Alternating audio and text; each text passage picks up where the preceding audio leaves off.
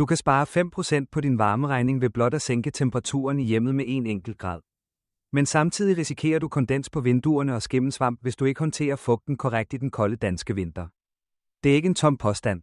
Det er en realitet bekræftet af både Energistyrelsen og Videnscentret Boligus, og det viser, hvor tæt de 2 største vinterudfordringer i danske hjem hænger sammen.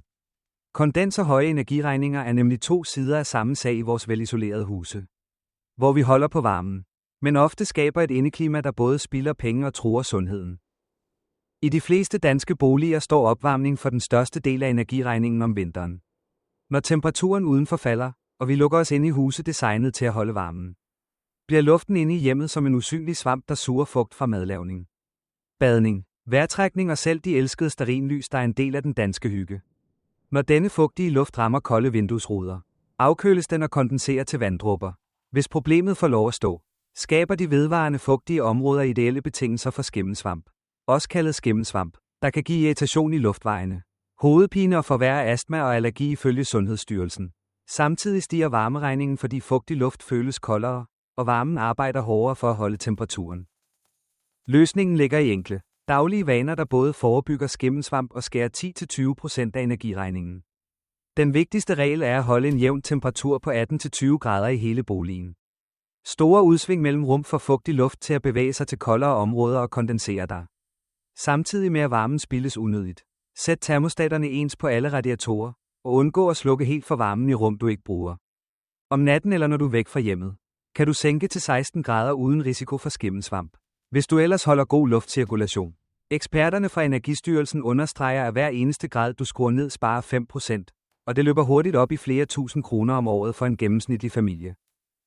Luftudskiftning er næste vigtige trin og den mest effektive måde at styre både fugt og energi på. Mange tror fejlagtigt, at det er nok at lade et vindue stå på klem hele dagen. Det køler kun overfladerne og øger energiforbruget uden at fjerne fugten effektivt.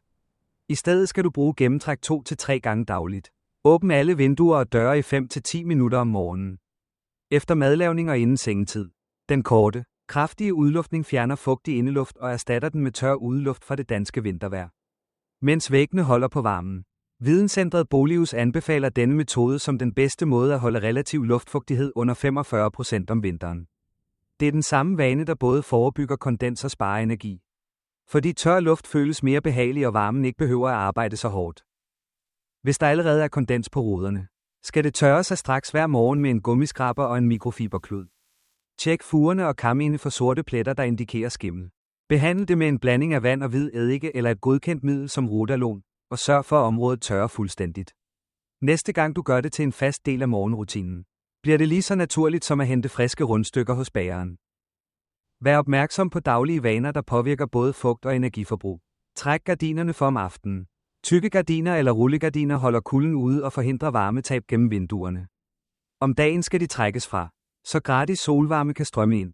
Potteplanter bør ikke stå tæt på vindueskarmen om vinteren, for de tilfører ekstra fugt lige der, hvor det er koldest. Flyt dem lidt ind i rummet, og undgå at blokere radiatorerne med møbler, så varmen kan cirkulere frit. Tør aldrig vasketøj indendørs uden samtidig gennemtræk i et separat rum. Hvis du har mulighed for det, er en affugter en klog investering, der fungerer som en stille vagtpost og holder fugtigheden under kontrol før den når vinduerne. Varmt vand er en anden stor synder på regningen. Sænk temperaturen på din varmtvandsbeholder til højst 50 grader, og tag kortere bade med lidt køligere vand. Hver minut du sparer i brusebad reducerer energiforbruget mærkbart. Kør vaskemaskine og opvaskemaskine fulde og på økoprogrammer, og sluk standby på tv, computer og opladere, for de små apparater står for op til 10% af elforbruget i mange hjem. Belysning er let at optimere. Skift til ledpærer overalt, og sluk lyset, når du forlader rummet. En smart termostat eller tidsur på radiatorerne kan styre varmen præcist, så du aldrig varmer tomme rum. Observer dit hjem, for det fortæller dig altid sandheden. Hvis kondens spreder sig ud over hele ruden, eller hvis der er tegn på fugtskader omkring vinduer og døre, kan det være nødvendigt at tjekke tætningslister og eventuelt kontakte udlejer eller en fagmand. Rene filtre i varmeanlægget og et årligt serviceeftersyn kan spare op til 15%. Klæd dig i lag indenfor. Brug tæpper på sofaen og på gulvet, og nyd hygge med stearinlys og uldsokker i stedet for at skrue op for termostaten. Det er præcis sådan små ændringer skaber store resultater både for privatøkonomien og for indeklimaet. Når du gør disse vaner til en naturlig del af din vinterrytme, bliver hjemmet ikke kun billigere at varme op, det bliver også sundere, mere behageligt og mere bæredygtigt. Den danske vinter kan være lang og mørk, men med gennemtræk om morgenen, jævn temperatur og opmærksomhed på fugten holder du både varmen og pengene inde. Mens du stadig kan nyde den klassiske hygge i et velopvarmet, tørt og velventileret hjem. Det er ikke kun en måde at spare penge på. Det er en måde at leve smartere på. Passe på dit helbred og skabe et hjem, der føles trygt og indbydende gennem hele sæsonen. Små handlinger hver dag gør den store forskel og viser, at den danske vinter ikke behøver at være hverken dyr eller fugtig. Den kan være præcis så hyggelig og behagelig, som vi ønsker den. Når vi tager styringen over både fugt og energi med bevidste, enkle vaner,